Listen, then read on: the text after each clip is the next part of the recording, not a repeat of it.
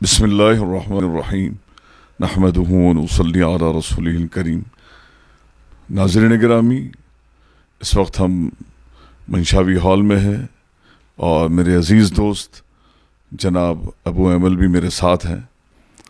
غرض و غایت یہ ہے کہ میرے فرزند محمد طلحہ شرف الدین جو استنبول اوکان انٹرنیشنل یونیورسٹی کے لیے تعلیم حاصل کرنے کے لیے گئے تھے گزشتہ ایک مہینہ پہلے، یعنی تقریباً 16 جنوری کو وہ وہاں کا پروسیس کر چکے تھے، داخلہ مل گیا تھا، لیکن اسی دوران وہاں پر ایک قیامت خیز زلزلہ اللہ کی طرف سے ایک آزمائش وہاں پر برپا ہو گئی اور زلزلے نے ترکی والوں کو آ گھیرا۔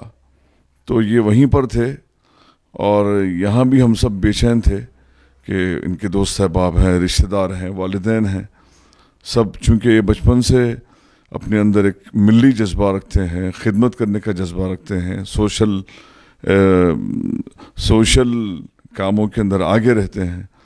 تو وہ جذبہ جب ہم کو معلوم ہوا ہمارے دوست احباب کے ذریعے سے، مجھے خود بھی نہیں معلوم تھا، میں بھی سو رہا تھا، رات کے وقت میں یہ ہوا تھا، تو میرے ایک عزیز دوست کا میسیج دیکھا، قاری عبداللہ سفیانی صاحب کا، وہ پہلا فون ان کا ہی تھا میرے فون پر۔ تو ان کے فون کرنے کے بعد صبح جب ہم کال کرے تو طلحہ کا فون لگ نہیں رہا تھا، اور سب سے پہلا کال ان کے چچا قاری محمد ظہیر الدین صاحب کیے اور میسیج بھی ان کو دیے، لیکن میسیج کا بھی کوئی رپلائی نہیں آیا، کوئی جواب نہیں آیا، تو ہم کافی فکر مند ہو گئے تھے۔ لیکن بعد میں پھر ان سے رابطہ ہوا اور بحیثیت والد کے اور ہمارے یہاں کے تمام لوگوں کے جذبات و احساسات کو مد نظر رکھتے ہوئے سب کی یہ فکر تھی اور سب کی یہ خواہش تھی کہ طلحہ واپس آ جائیں۔ لیکن الحمدللہ طلحہ جو ہے اس موقع کو غنیمت جان کے وہاں پر انہوں نے مجھے یہ جواب دیا، میں ان سے یہ کہا تھا کہ بھائی کل کی فلائٹ سے، دوسرے دن کی فلائٹ سے آپ آ جائیے، تو انہوں نے مجھ سے سوال کیا کہ بابا میں یہاں پر جو منظر دیکھ رہا ہوں، اگر آپ بھی یہ منظر دیکھتے تو یقیناً آپ بھی نہیں آتے تھے۔ تو میں ان کے اس جذبے کا احترام کرتے ہوئے میں ان کو وقت دے دیا کہ بھائی ٹھیک ہے بیٹے، آپ خدمت کرنا چاہ رہے ہیں، جتنی خدمت اللہ آپ سے لے، اللہ تعالیٰ جو ہے آپ کے لیے، ہمارے لیے، آپ کے لیے، سب کے لیے، بلکہ سارے ہندوستان والوں کے لیے یہ بات ہمارے اجر کثیر کا ذریعہ بنے گی۔ تو پھر میں ان کو وہاں پر رہنے کے لیے دیا، تقریباً 15 دن وہ وہاں رہے، اور آگے کے جو احوال ہیں، جو حالات سے یہ گزرے ہیں، چونکہ وہیں پر رہے ہیں، یہ آپ محمد طلحہ شرف الدین سے جانیے۔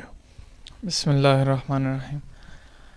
میرا نام محمد طلحہ شرف الدین ہے، میں حیدرآباد انڈیا سے تعلق رکھتا ہوں، اور میں 16 تاریخ کے دن ترکی استنبول گیا تھا گریجویشن کے لیے، اور میرا یہ اوکان یونیورسٹی میں میرا الحمدللہ ایڈمیشن ہوا تھا۔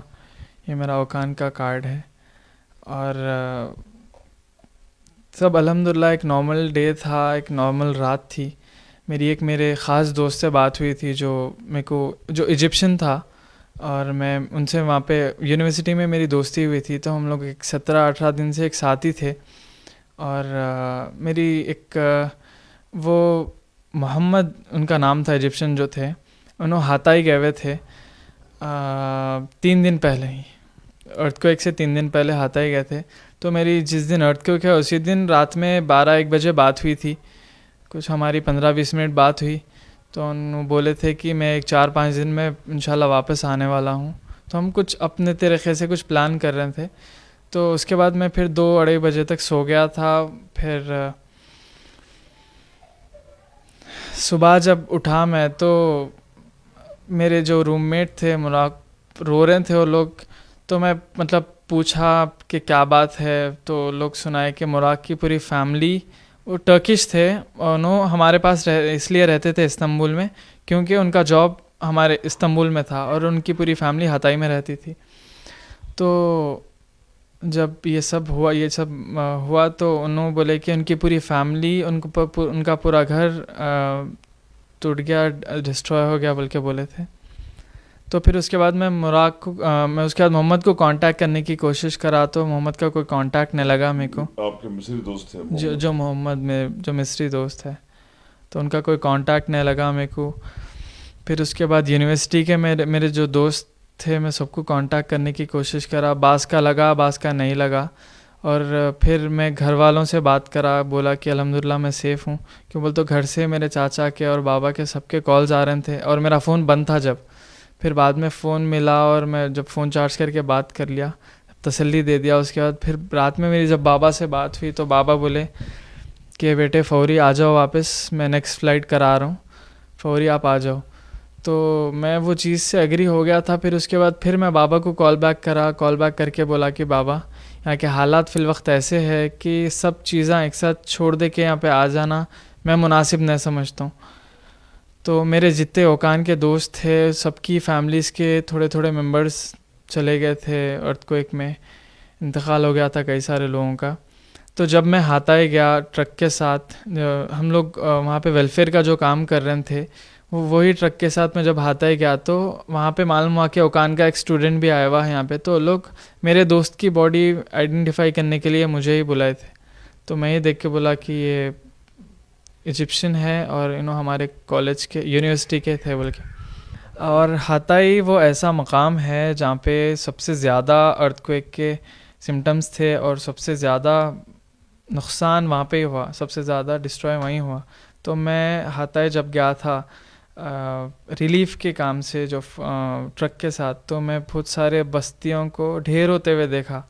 I've seen many of buildings destroyed and جو ملبے تھے جس میں سے میں کئی سارے باڈیز ہم لوگ جب وہاں پہ پہنچے تھے, جب میں میرے دوست کی باڈی آئیڈینٹیفائی کرنے گیا تھا تو وہاں پہ ہم لوگ کو بولے تھے کہ یہ کچھ گلوز دیے تھے پہن کے. ایک بہت بڑے ٹینٹ میں بہت سارے ڈیڈ باڈیز تھے اور بہت سارے انتقال جو ہو گئے, جو شہید ہو گئے, وہ لوگ کے ڈیڈ باڈیز تھے. تو ہم لوگ کو بولے کہ یہ تھوڑا ہیلپ کریے یہاں سے, آپ اٹھا کے تھوڑا بازو. تو میں ہی کئی سارے باڈیز اٹھا کے ایک جگہ سے دوسری جگہ رکھ رہا تھا. ہم لوگ ہی کئی سارے ڈیڈ باڈیز اٹھا کے ایک جگہ سے دوسری جگہ رکھ رہے تھے. میں اور میرے جو ساتھی تھے, میں پیروں تلے پکڑتا تھا, وہ لوگ رکھتے تھے. تقریباً 50 to 60 ڈیڈ باڈیز ہم لوگ ایک جگہ سے دوسری جگہ رکھے تاکہ دوسرے باڈیز آ کے وہ جگہ رکھ سکنا بول کے. پھر اس کے بعد وہ ہو گیا, بعد ہم لوگ کو ریلیف کے کام کا موقع ملا الحمدللہ.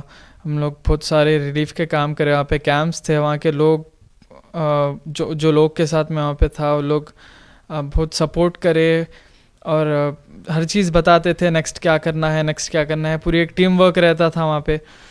اور اس کے بعد میرے کئی سارے میرے والدین تھے جو یہاں سے فنڈز کر رہے تھے, جو ڈونیٹ کر رہے تھے. اور میرے بہت سارے جو باہر بھائی رہتے کینیڈا میں, اور بہت سارے دوست احباب جو الگ الگ کنٹریز میں رہتے تھے, وہ لوگ بھی فنڈز بھیج رہے تھے, ڈونیشنز بھیج رہے تھے. اور یہاں پہ میرے ایک دوست ہے اماد علی بول کے, جس کا ٹرمینیٹ ہنگر بول کے ویلفیئر آرگنائزیشن ہے.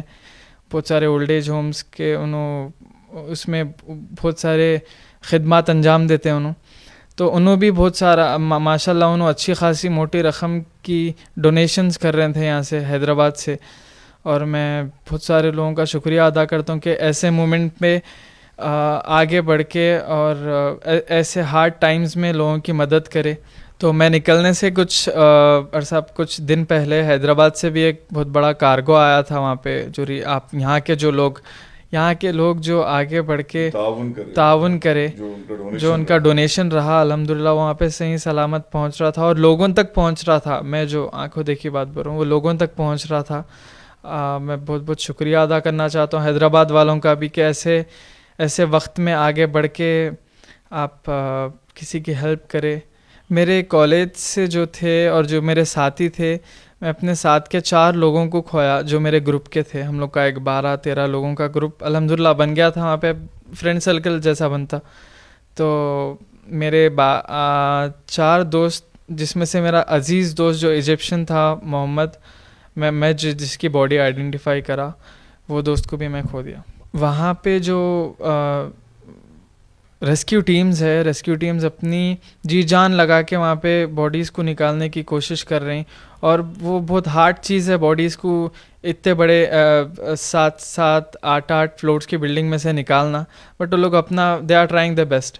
اور میرے لیے سب سے خوفناک چیز وہ تھی جو میں قریب تقریباً 1000 سے 1200 ڈیڈ باڈیز دیکھا تھا جو لوگ شہید ہوئے تھے، جس میں سے میں تھوڑے بہت اٹھا کے ایک جگہ رکھنا تھا، ایک بڑے کیمپ میں، جس میں پورے علاقے ایک جگہ رکھ رہے تھے جو شہید ہو گئے تھے، جس کے ڈیڈ باڈیز تھے.